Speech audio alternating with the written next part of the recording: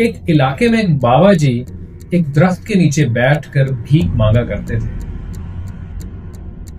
उन्होंने अपना पूरा सिस्टम बनाया हुआ था। दरख्त के नीचे एक चटाई बिछाई हुई थी।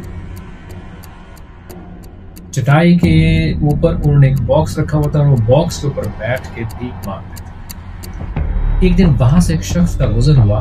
उस शख्स ने बाबा जी से पूछा, बाबा जी, जिस बॉक्स पे आप बैठे हैं, क्या इस बॉक्स को आपने कभी खोला है? आगे से बाबा जी ने जवाब दिया, नहीं बेटा, ये बॉक्स बहुत पुराना है। मुझे तकरीबन 30 से 40 साल हो गए हैं। मैं इस बॉक्स के ऊपर बैठ के भीख मांगता हूं। मुझे कभी इस बॉक्स को खोलने की जरूरत ही नहीं पड़ी।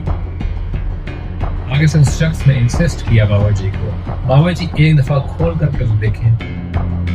बाबा जी ने जब उस बॉक्स को खोला, उसके अंदर काफी सारे हीरे और जवाहरात पाए गए।